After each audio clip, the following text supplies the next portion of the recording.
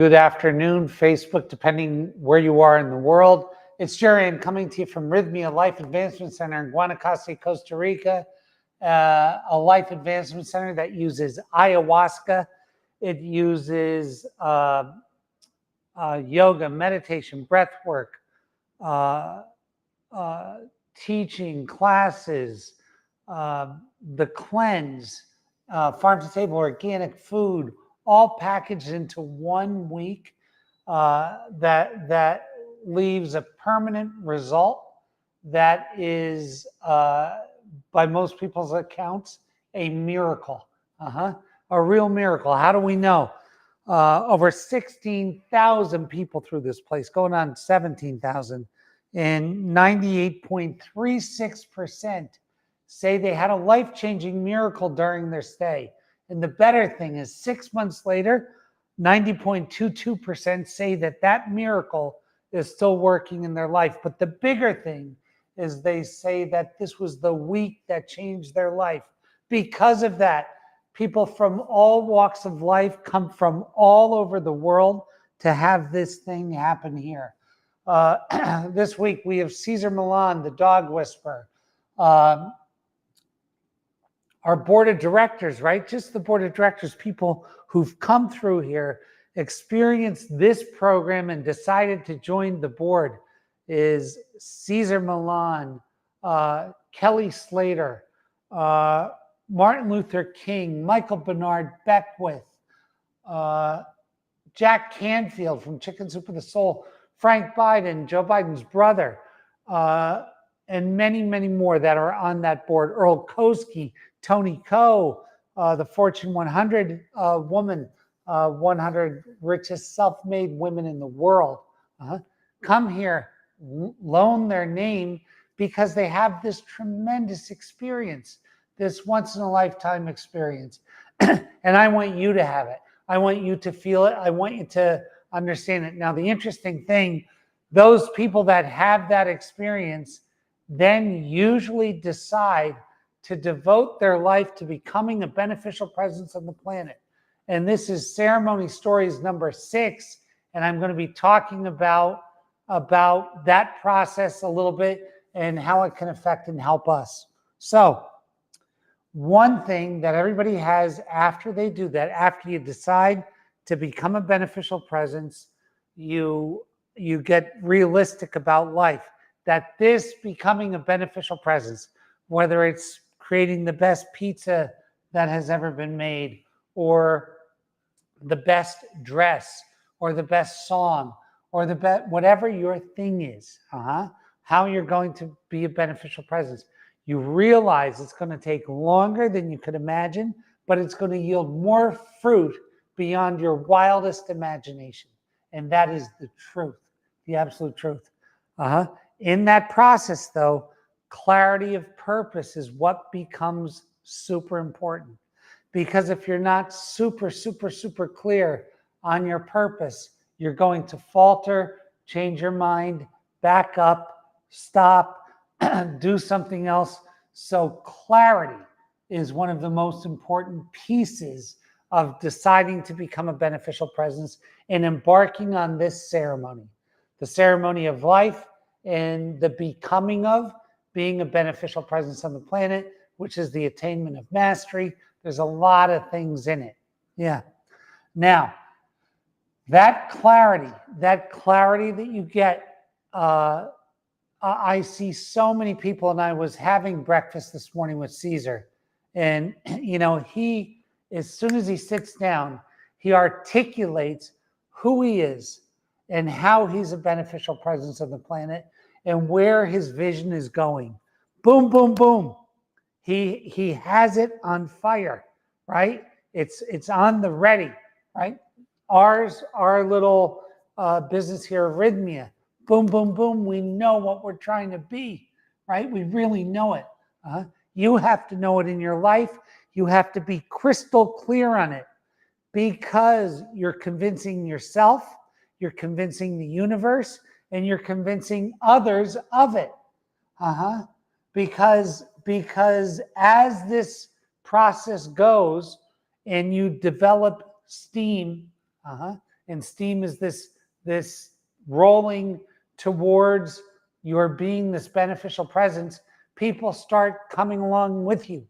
The clearer your purpose is, the more and more quickly and shortly you can articulate that purpose, then the more likely you are to convince others, the more likely you are to convince yourself, and the more likely you are to stick to it, right? And that is the key, because what we don't want to do, we don't want to get 7 years into a 10-year process and quit, or 500 days into a 10-year process and quit, or 20 days, because they're always the hardest in the beginning.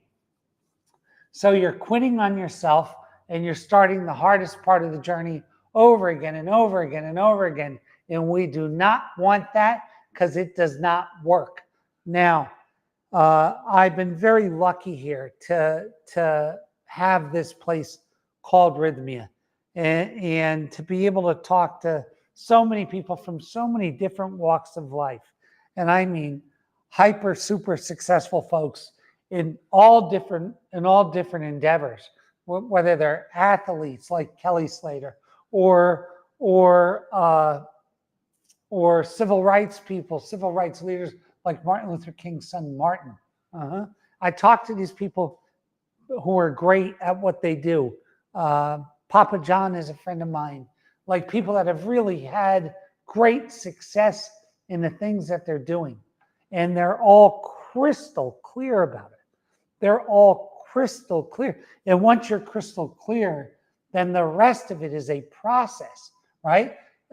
Most folks in life, it's not that they failed. It's that they weren't even clear about what they were doing from the beginning. And in the medicine, all of a sudden, the beautiful thing about the medicine, about ayahuasca, is, a lot of us go through life feeling like we're in between stations. If you're old enough to remember what an FM tuner sounds like, it's when it's caught between two stations, it's fuzzy, and then when you click into the station, it goes into stereo. That is the feeling, and you have to have that feeling around your vision. You have to have it, because from that clarity, what we can do are the following things. If I'm crystal clear about the way I'm going to become a beneficial presence, and then I make an agreement with the universe and all things to tithe against the delta of what that mastery will bring. I do that. And then I thank in prayer for that result. So my whole thing is to tithe, to make this deal, like I spoke about last week, tithe from your delta, not from, most people that are starting this journey spend very close to exactly how much money they make in this given moment. So you can't tithe out of the way things are.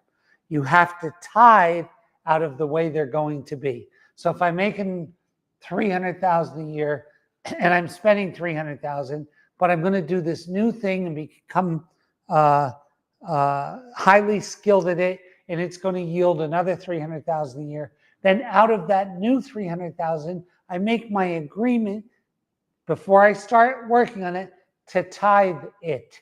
To tithe it, right? So that's the other thing. Then in this art of pre-prayer or gratitude prayer or spiritual mind treatments, as they like to say in Science of Mind, these are all the same prayers. I thank you. Just started my journey. I thank you for my creating the greatest plant medicine-based spiritual center in the world. That's the thank. And I did that before I started this, right? It's this preemptive strike. Why? Well, lots of different ways.